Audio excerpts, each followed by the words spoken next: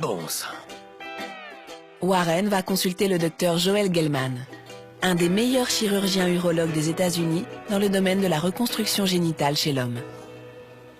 Bonjour. Ah, je peux enfin mettre un visage sur la voix que j'ai eue au téléphone. Docteur Gelman. Le cher docteur Joel Gelman. Ça, c'est bien.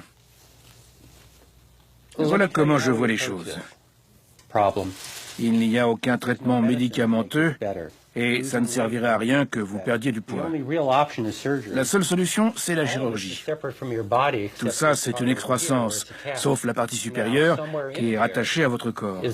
Quelque part là-dedans se trouve le pénis, l'urètre et les testicules à l'extrémité des cordons qui descendent à ce niveau. L'idée serait de retirer toute cette masse.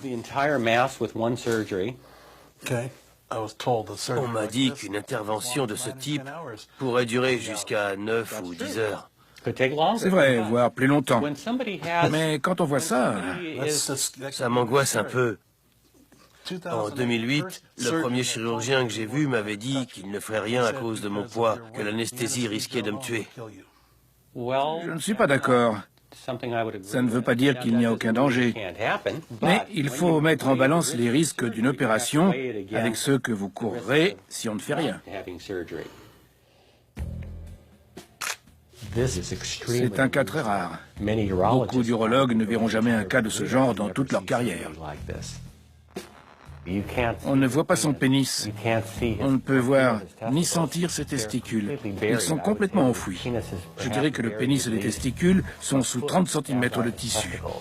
La taille de cette masse est absolument colossale. Bien, Le docteur Gelman serait prêt à opérer Warren. c'est bon. Mais pour cela, Warren devra trouver des centaines de milliers de dollars. Je suis disposé à faire absolument tout et n'importe quoi pour pouvoir me faire opérer. Si pour ça, je dois faire parler de moi en mettant mon scrotum aux enchères sur eBay, histoire d'attirer l'attention sur ma situation, je le ferai. Je doute fort que l'on vous autorise à faire ce genre de choses, entre autres parce que C'est glauque, mais la responsabilité de l'hôpital serait engagée au niveau sanitaire, étant donné qu'il s'agit de tissus biologiques. d'accord.